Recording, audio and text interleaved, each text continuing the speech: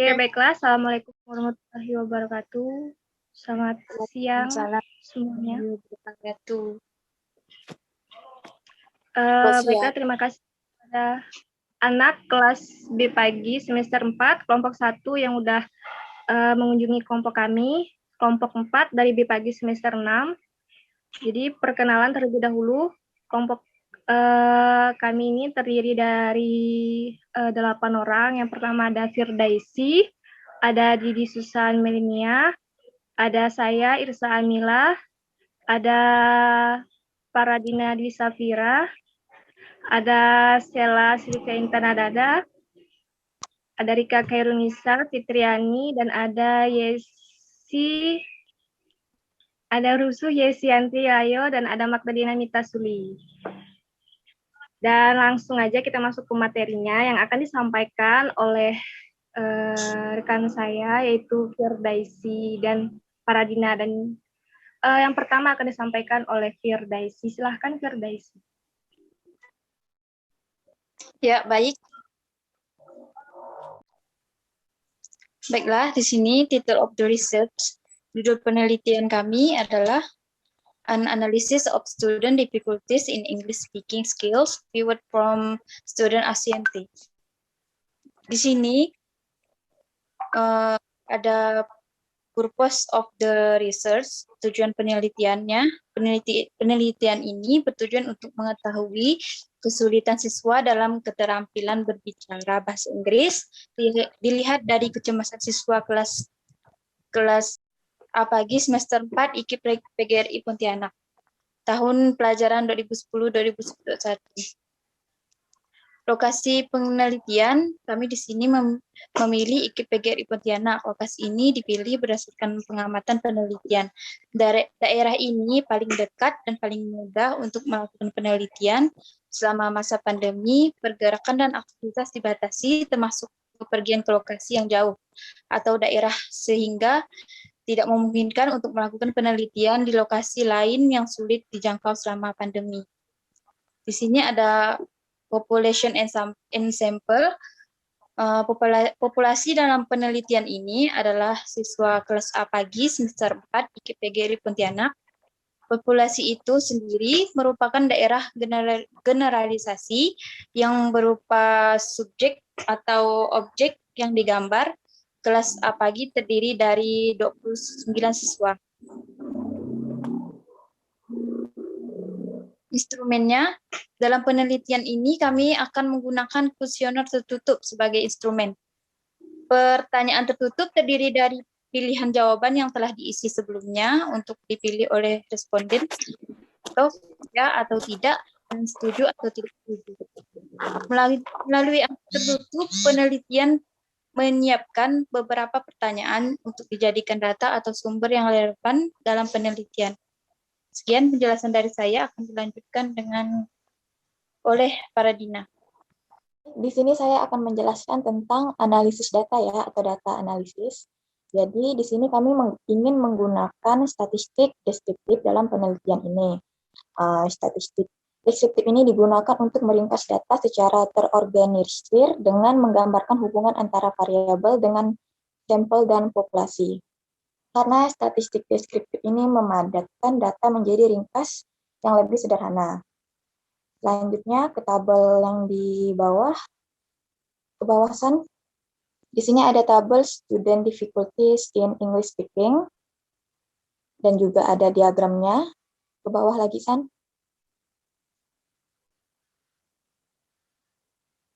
Nah, ini ada diagramnya ya. Nah, berdasarkan tabel diagram ini ya, yang bisa kalian lihat ini, berdasarkan tabel di atas, 84% dari 29 siswa setuju dengan pertanyaan terkait kategori untuk mengetahui ide percakapan, kurangnya kosakata yang dimiliki siswa, kesulitan dalam tata bahasa, dan dalam pengucapan. Dan selanjutnya bisa kalian lihat ada 16% dari 29 siswa yang tidak setuju dengan pernyataan terkait kesulitan dalam menentukan ide percakapan, kurangnya kosakata, kesulitan dalam tata bahasa, dan pengucapan. Jadi siswa masih merasa kesulitan untuk berbicara bahasa Inggris seperti dari bagan dan uraian di atas. Bisa kalian lihat ya, yang biru itu yang setuju, yang oranye itu yang tidak setuju. Selanjutnya, ke bawah lagi, San. Nah, selanjutnya ada tabel student anxiety. Bisa kita lihat diagramnya. Bawah, San, ke bawah.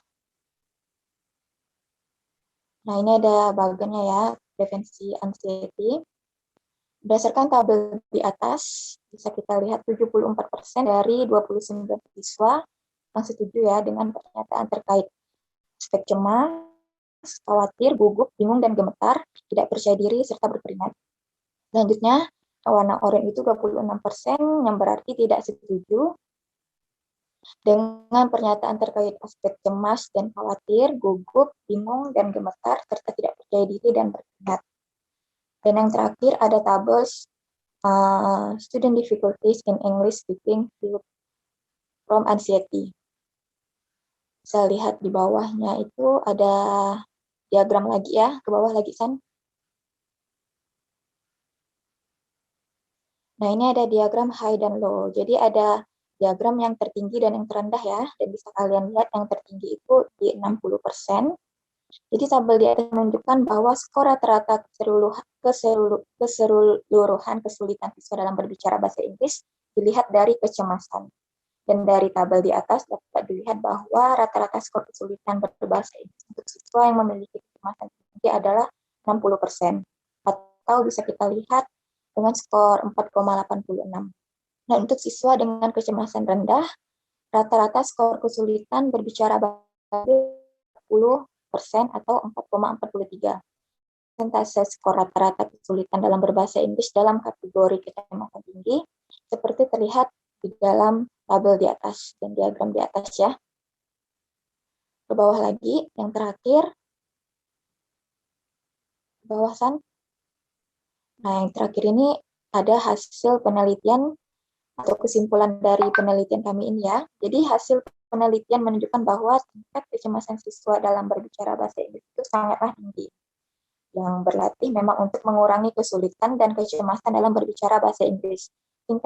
Tingkatkan pengucapan, tata bahasa, dan kata-kata selain meningkatkan keterampilan berbicara, dan meningkatkan rasa percaya diri dari dukungan keluarga, teman, dan orang-orang terdekat di sekitar juga berpengaruh dalam mengurangi kesulitan siswa dalam berbicara bahasa Inggris.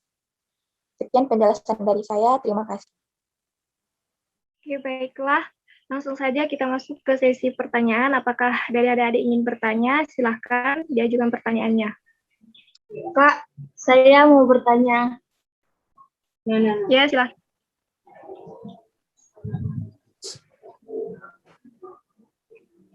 Teknik apa yang kakak gunakan dalam penyusunan outline ini? Dan apakah sudah tepat teknik pengumpulan datanya? Oke, baiklah. Pertanyaannya dari ya. Pertanyaannya adalah, teknik apa yang digunakan dalam penyusunan outline ini, dan apakah sudah tepat teknik pengumpulan datanya? Di sini kami menggunakan teknik close-ended questionnaire. Dan untuk teknik pengumpulan datanya, kami rasa sudah benar, karena tekniknya sudah sesuai dengan judul yang kami ambil.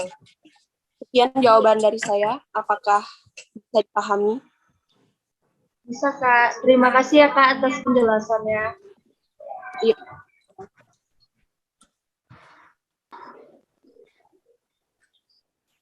Apakah ada yang ingin bertanya lagi? Saya, Kak. Silahkan. Perkenalkan, nama saya Indah Nurhayati dari kelas B pagi semester 4. Yang saya ingin tanyakan pada kakak-kakak sekalian, poin penting apa yang harus kita titik fokuskan pada penyusunan outline? Oke, itu ya pertanyaannya. Terima kasih kepada Indah atas pertanyaannya. Langsung saja akan dijawab pertanyaannya. Silakan. Oke, pertanyaannya adalah kan poin penting apa yang harus kita titik fokuskan pada penyusunan outline ya kan? Nah, poin penting yang harus difokuskan pada saat penyusunan outline itu yang utama adalah judul. Nah, judul adalah kepala karangan. Ibarat arah tujuan, pada poin ini Anda harus memikirkan mau kemana arah tulisan Anda. Lalu, bila menulis, apa yang akan kita tulis? Inilah fungsi menentukan judul. Setelah menentukan judul, ada poin tujuan penelitian. Nah, selanjutnya juga ada poin garis besar tinjauan pustaka. Dalam tinjauan pustaka ini, berikan secara singkat variabel yang terkait dengan penelitian. Nah, selanjutnya ada poin garis besar metodologi penelitian. Dalam metodologi penelitian ini, berikan secara singkat desain penelitian kita, tempat penelitian, populasi, dan sampel. Dan juga ada alat untuk pengumpulan data, dan terakhir adalah analisis data. Nah, jadi itulah poin penting pada penyusunan outline. Terima kasih. Apakah sudah jelas, Sinda, atas pertanyaannya? Sudah, Kak. Terima kasih. Ya, sama-sama. Apakah ada yang ingin bertanya? Saya, Kak, mau bertanya. Oke, silahkan. Sebelumnya, perkenalkan, nama saya Margareta Messi Pratiwi. Saya dari kelas B pagi semester 4. Saya ingin bertanya, kesalahan fatal yang terjadi dalam penyusunan outline dan alasan kenapa bisa ada kesalahan tersebut terjadi. Bisa dipahami? Ya, baik, di sini saya akan menjawab. Baik, saya akan menjawab pertanyaan dari Anda. Kesalahan fatal yang terjadi dalam penyusunan outline itu biasanya yang pertama,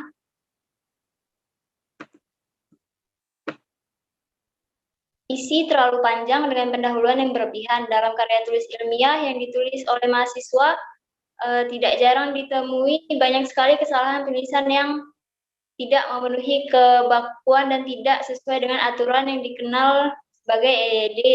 Yang kedua adalah kesalahan dalam mengutip pendapat orang lain sehingga berkesan menjiplak atau plagiat. Dan kesalahan outline yang biasa terjadi juga karena berbelit-belit dan judul yang tidak sesuai dengan isi. Apa bisa dimengerti? Iya, Kak. Bisa, Kak. Terima kasih. Sudah selesai? Apakah ada yang ingin bertanya lagi? Sudah? Tidak, Kak. Oke. Bisa kita tutup presentasinya hari ini, kan? Ya, Kak. Ya, terima kasih atas partisipasinya, atas kunjungannya untuk kelas B pagi semester 4 kelompok 1. Saya dan teman-teman mengucapkan banyak-banyak terima kasih. Dan langsung saja kita akhiri presentasi kita hari ini. Selamat siang dan Assalamualaikum warahmatullahi wabarakatuh. Waalaikumsalam warahmatullahi Waalaikumsalam warahmatullahi wabarakatuh.